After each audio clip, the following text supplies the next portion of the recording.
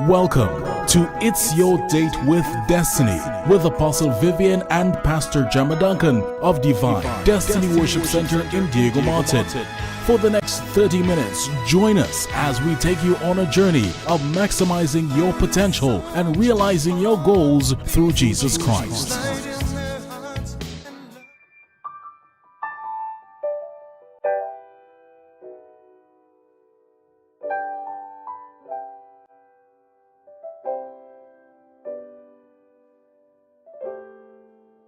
Why is it when you need a miracle, it doesn't happen, but when you least expect it, it happens?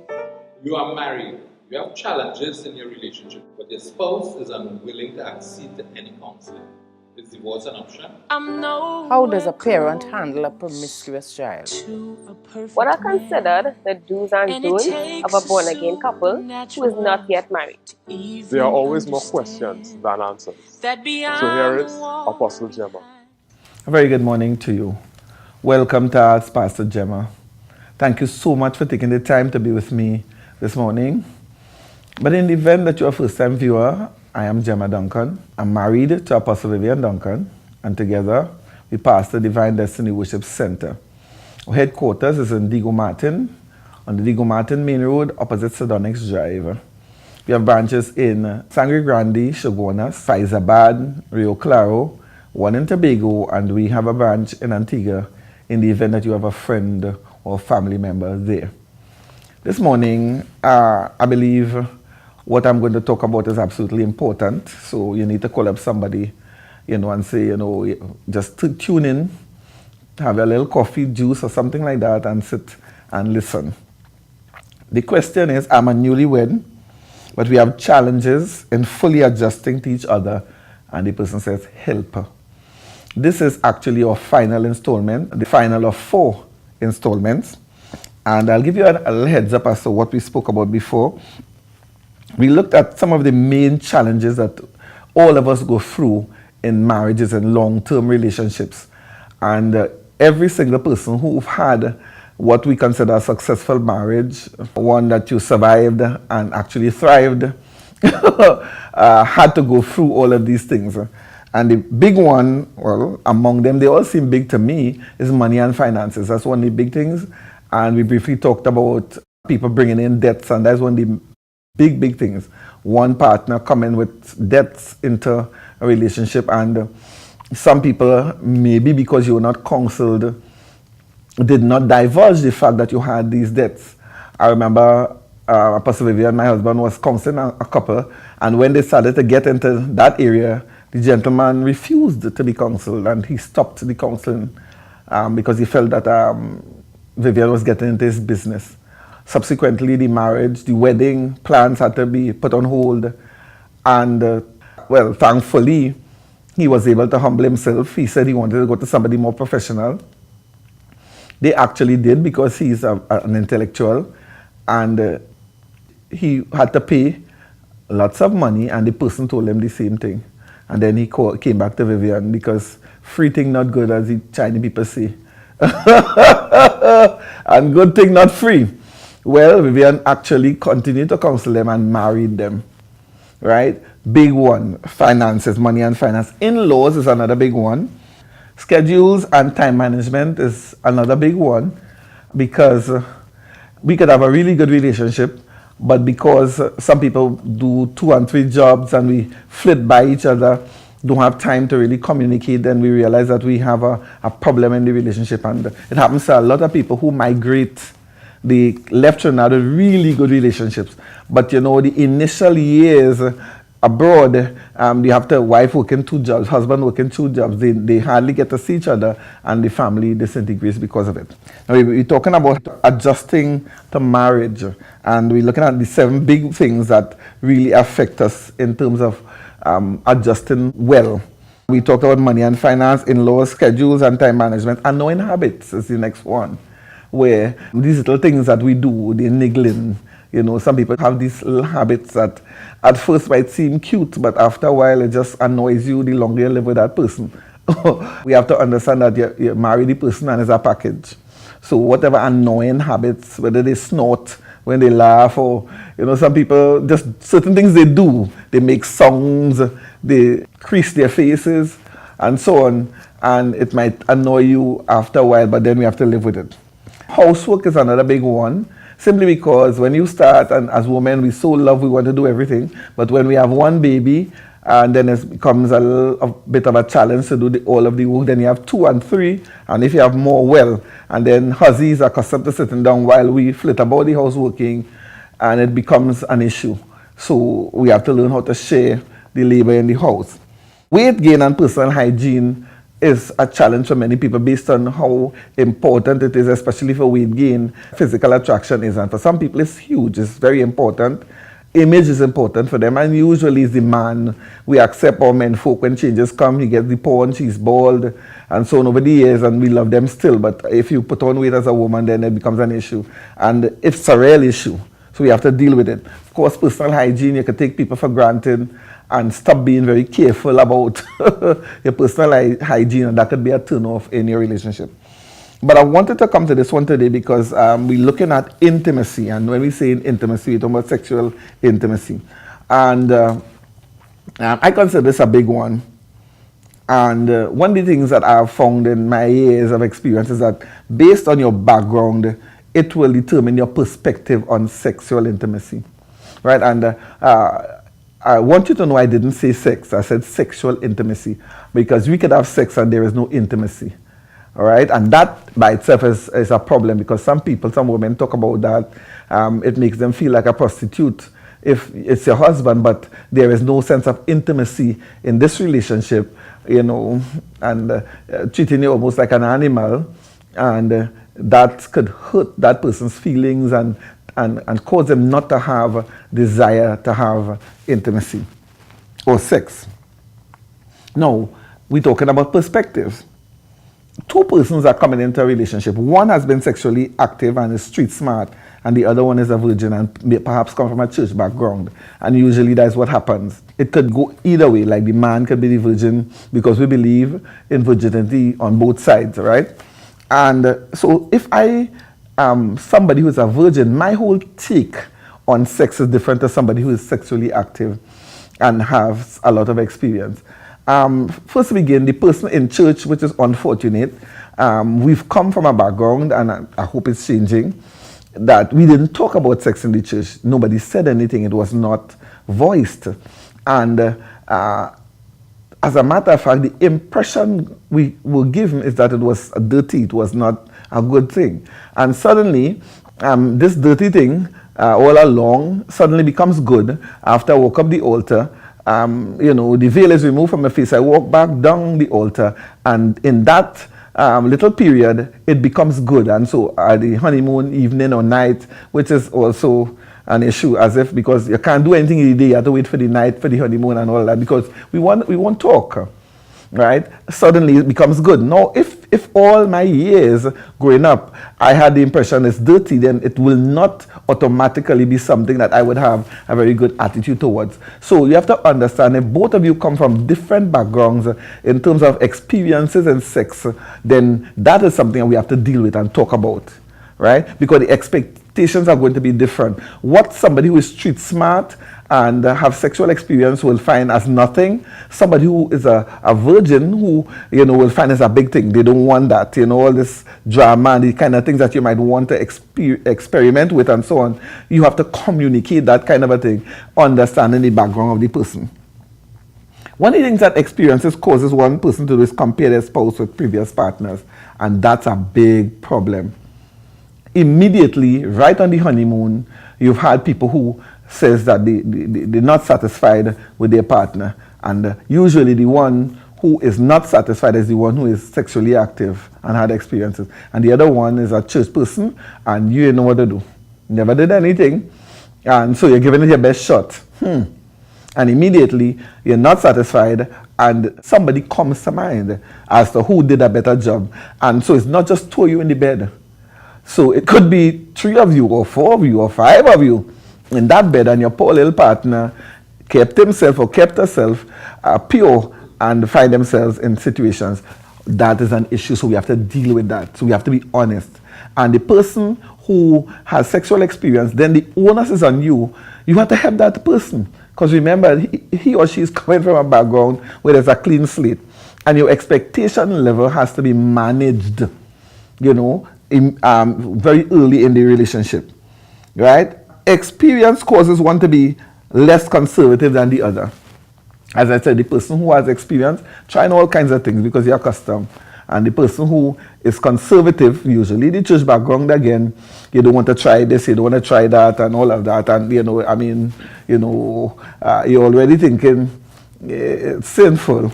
And so now you want to be trying all of this kind of a thing. You know, it's not palatable, right?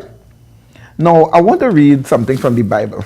In 1 Corinthians chapter 7, the Apostle Paul writes, "Now concerning the things whereof you wrote unto me, it is good for a man not to touch a woman." Now, Paul is saying, I am responding to something that was written to me. So then there seemed to have been an issue or issues in marriage in terms of sex or sexual intimacy that they brought to the Apostle Paul in the very same way that somebody is asking me and I'm sitting in front of you talking about it. Apostle Paul had to deal with it. And he says, "Nevertheless, to avoid fornication, let every man have his own wife, and let every woman have her own husband." He said, you know what? The sexual feelings that you have or experience is God-given, it's natural. You need to marry.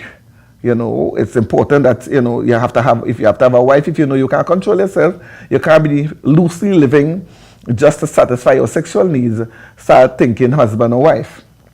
In verse 3 of 1 Corinthians chapter 7, it says, "Let the husband render unto the wife due benevolence, and likewise also the wife unto her husband.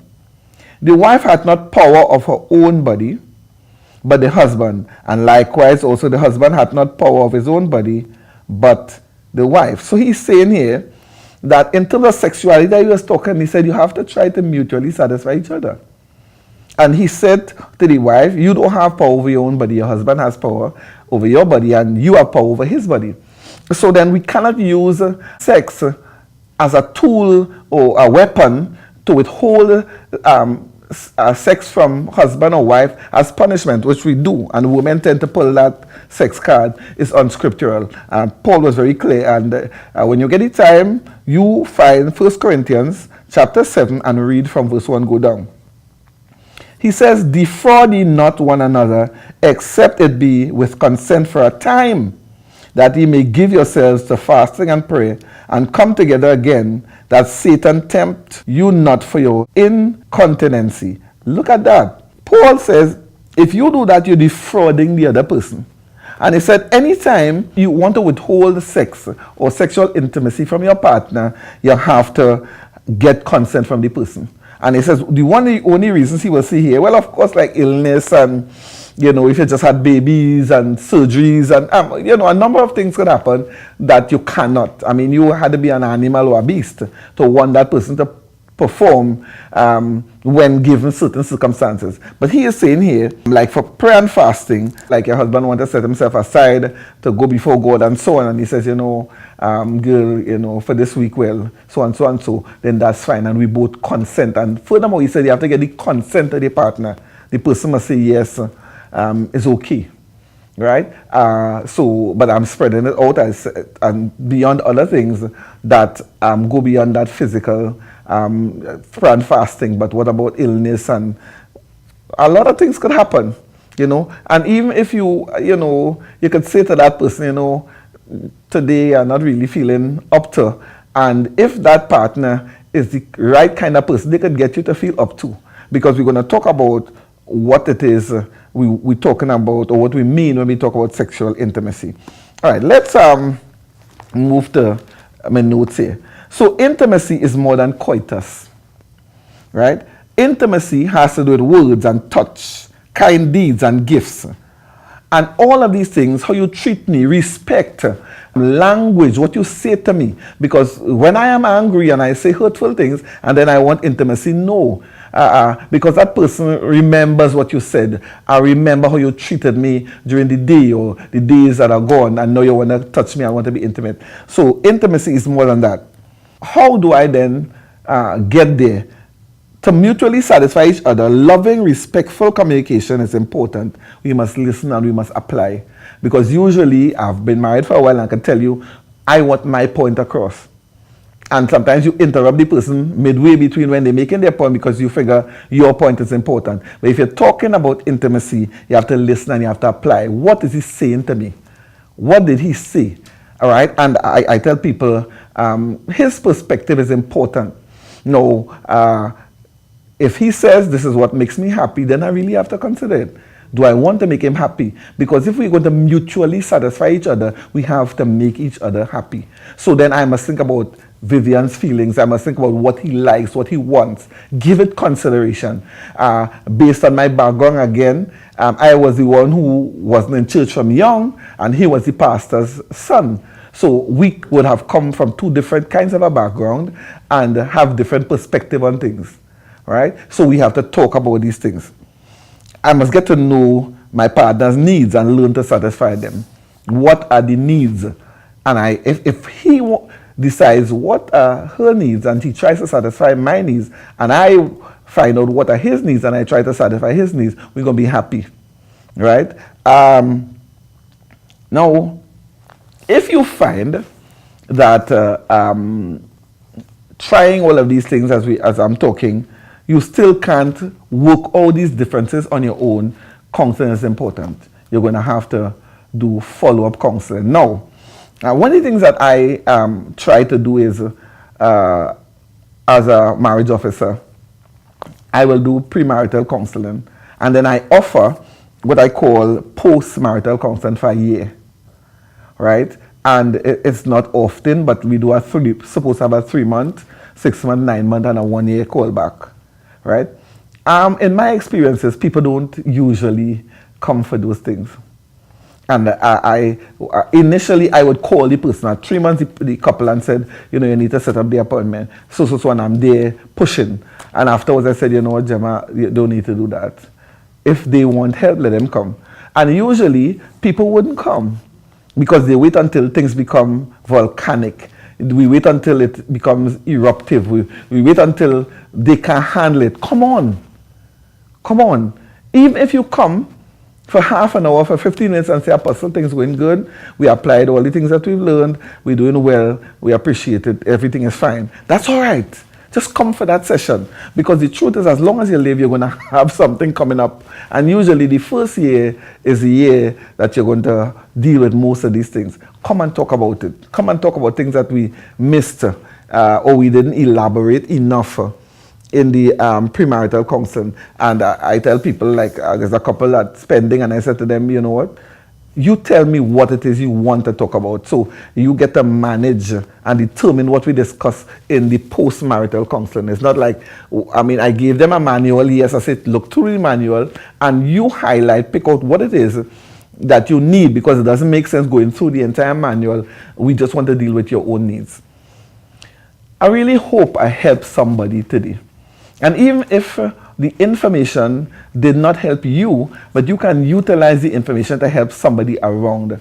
I have seen so many couples with the potential for really great marriages fall apart because of some of these things, and they were not properly counseled. Almost everybody you talk about who probably divorced or separated said, you know what, if I had understood what I'm listening or hearing you say today, I would have reacted or responded differently than I did. It didn't guarantee that the marriage would have worked, but at least you would have tried something, and many times it would have worked if both parties were willing to work on it. I really hope I helped you. Marriage is a challenge. It will continue to be a challenge. And living long, having long relationships is no guarantee that you're not going to get additional challenges. Perhaps at some point I'll do a follow-up, because Apostle Vivian and I have been married for 43 years, and listen, the challenges come. Because in marriage, you go through seasons. You have your spring, your summer, your fall, and your winter. And when you start is one thing, then you have children is another thing. Then you have emptiness is another thing. And as you go older, you start to get sick, and illnesses come, and physical challenges come. We live for 50 years, but this one is ill and that one is ill. Changes come, and every time As season change in the relationship, the challenges change and they're different. But I want to end by saying to you, if you put God in the center of that, like Jesus, he was invited to the marriage, and when he went, they ran out of wine, and he did a miracle in the marriage. I'm saying to you, it doesn't matter what season your relationship is.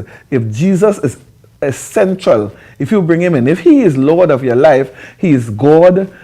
In that relationship, each of you would have accepted Jesus Christ as your Lord and Savior. And it's simple. Just say, Lord, come into our individual lives. We want you in our marriage. We want you in our family. And Holy Spirit will take it up from there and guide you along. Then I'm telling you, I could guarantee you, not only will you survive, but you're going to thrive in your relationship. Your love is kind. Your love is patient. You fill my heart with so much peace and joy. You're amazing.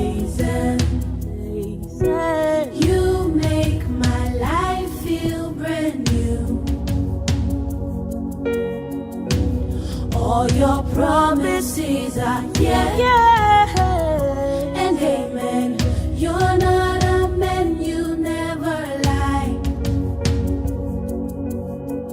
Jesus, you love me too much. Too much, oh, excess love. Jesus, you love me too much, oh. Too much, oh, excess love. Jesus, you love me too much, oh. Too much, oh, excess love. Jesus, you love me too much, oh. Too much, oh.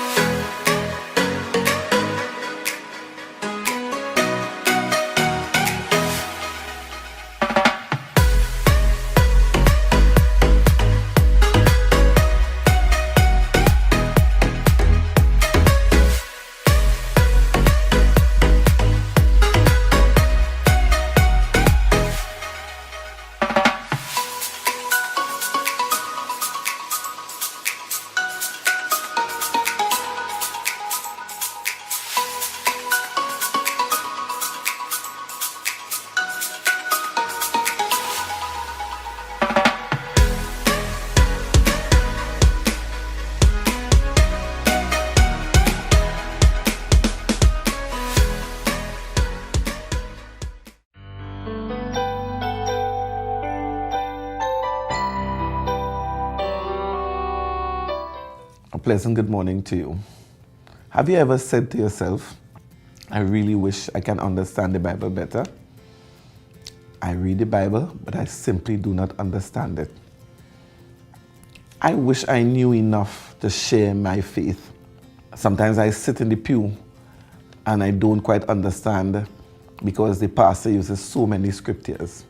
If you said any of these things, today I have the answer and the solution to your problem. My name is Jemma Duncan.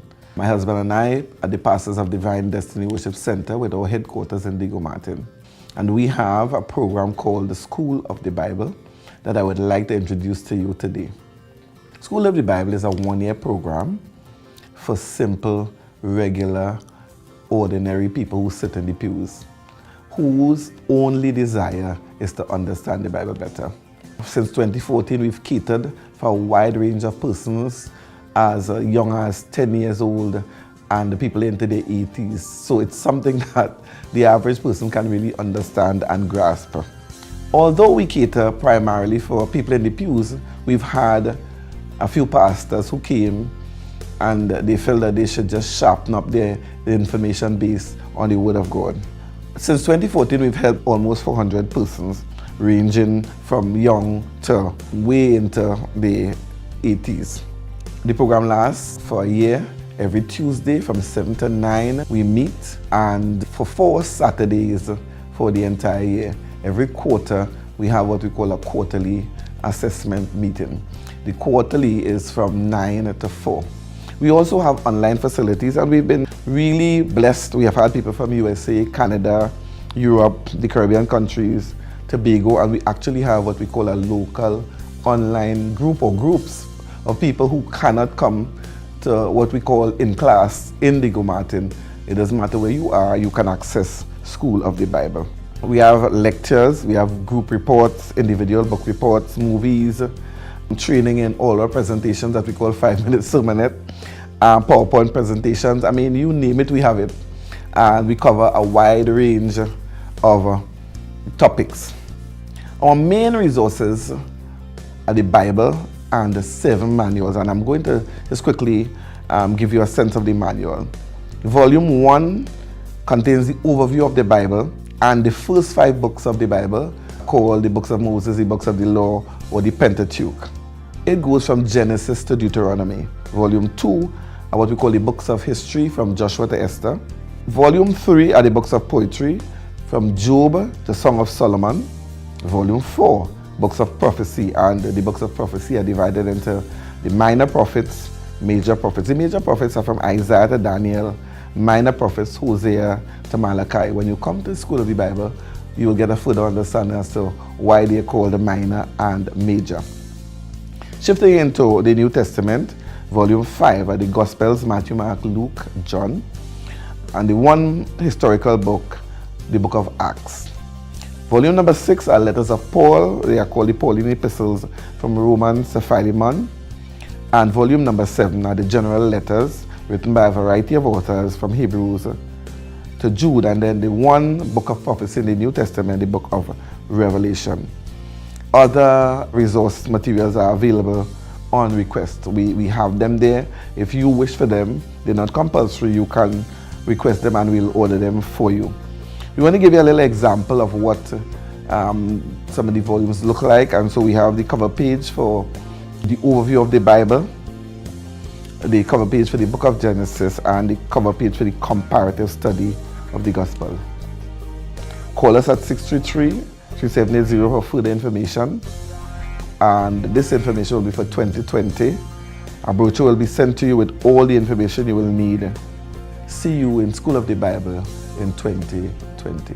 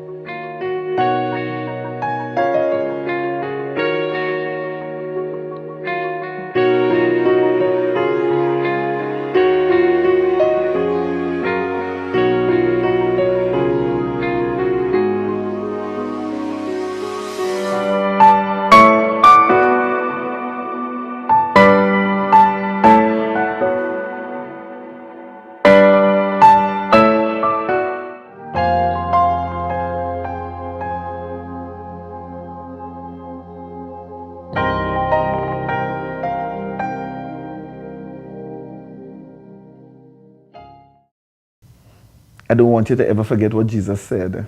He said, I am the way, the truth, and the life. no man comes to the Father except by me. God bless you real good.